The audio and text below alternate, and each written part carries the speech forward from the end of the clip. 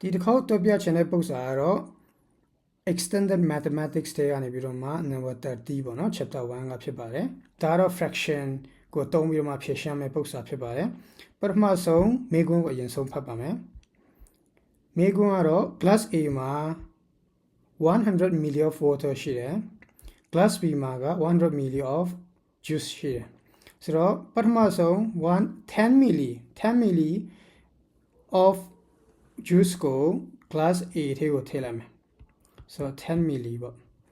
okay ပြီးတော့လို့ရှိရင်ဒါလေးကိုမွေလိုက်မယ်ပေါ့နော်မွေလိုက်မယ်ပြီးတော့လို့ရှိမှဒီက mixture 10 ml ကို class B ထဲကိုပြန်ပို့မယ်ပေါ့နော်ဆိုတော့10 ml class B ကိုပြန်ပို့မယ်ကဲအဲ့ဆိုရင်ပေးချက်မေးချက်အရင်ဆုံးရေးလိုက်မယ်ပေးချက်ကတော့ class A မှာပါရှိလဲဆိုတော့100 ml of water class B မှာဘယ်လောက်ရှိလဲဆိုတော့100 ml of juice ပထမဆုံး10 ml ဘယ်ကိုပို့မလဲဆိုတော့ class A ကိုပို့မယ်10 ml class A ကိုပို့လိုက်တဲ့အခါမှာဘယ်လောက်ရလာမလဲဆိုတော့ in class A မှာဘယ်လောက်ရှိမလဲဆိုတော့ 100W plus 10J ပေါ့နော်100 ml of water and 10 ml of juice ပေါ့နော်အဲ့ဒါဆိုရင်110 mixture ပေါ့ W plus J ဖြစ်မှာ juice in A ကိုတွက်မယ်ဆိုရင်ဘယ်လောက်ရှိမလဲဆိုတော့ပို့လိုက်တာက30အခု total ရှိနေတာက110ဆိုတော့ဒါလေးကို simplify လုပ်မယ်ဆိုရင်1/11ဖြစ်မှာနော်ဆိုတော့ W in A ကိုကြည့်မယ်ဆိုရင်တော့ရှိနေတာ100အခုဖြစ်သွားတာ130ဆိုတော့10/11ဖြစ်မှာ simplify လုပ်လိုက်လို့ရှိရင် okay ပြီးတော့လို့ရှိရင်ဘာဆက်လုပ်မလဲဆိုတော့အခုကဒီ mixture ပေါ့ဒီ mixture ကိုပြန်ပို့လိုက်မယ်1 spoon ပေါ့နော်10 ml B ထဲကိုပြန်ပို့လိုက်မယ်ဆိုတော့ send back 10 ml of W plus J into B ပေါ့ B ထဲပြန်ပို့လိုက်မယ်ကဲခု B ထဲကို10 ml ပြန်ပို့မယ်ဆိုရင်ပထမဆုံး juice in B ပေါ့နော် B ထဲကို juice ဘယ်လောက်ရှိမလဲဆိုတော့ပြန်ပို့လိုက်တဲ့ဟာပေါ့နော် juice ဒါ juice in B မဟုတ်ဘဲね juice send back ပေါ့နော် send back to B ကဘယ်လောက်ရှိမလဲဆိုတော့ mixture ထဲက juice ပမာဏထဲကနေပြီးတော့မှပါတော့မှာပေါ့နော်ဆိုတော့ပို့တာက10 ml ဖြစ်ပါတယ်ဆိုတော့ဘယ်လောက်ပါသွားမလဲဆိုတော့သူ့ရဲ့ concentration ကကျွန်တော်တို့ခုနကဒီမှာရှာထားတဲ့ဟာဒီပမာဏပေါ့နော်ဆိုတော့အဲ့ဒီပမာဏက1/11ပမာဏ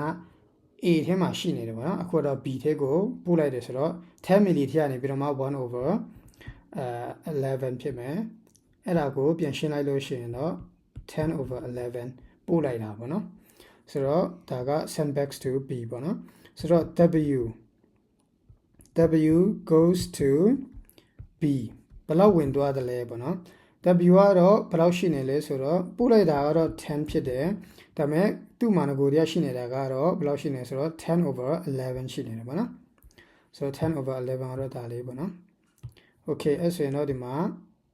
10/11ပို့လိုက်တယ်ဆိုရင်ဒီမှာ100/11 okay ဒါဆိုရင်တော့ကျွန်တော်တို့ဘာရပြီလဲဆိုတော့ဒီမှာ water in juice ဆိုတဲ့ဟာရလာပြီနော်ခုနကဒါပို့လိုက်တဲ့ပမာဏပေါ့နော်ကဲဒါဆိုရင်တော့ခုနကဒီမှာ water glass A မှာပေါ့နော် glass A မှာ juice ဘယ်လောက်ကျန်လဲဆိုတာသိရအောင်ပြန်ရှာရမှာပေါ့နော်ဆိုတော့ juice left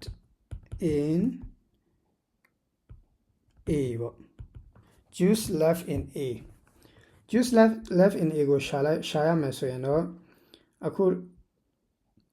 original ကဘယ်လောက်ရှိလဲဆိုတော့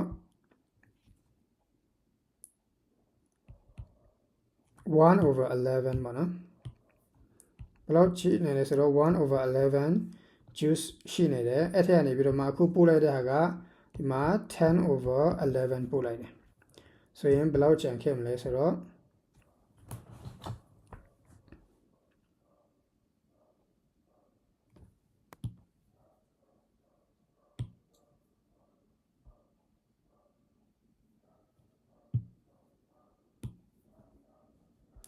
Okay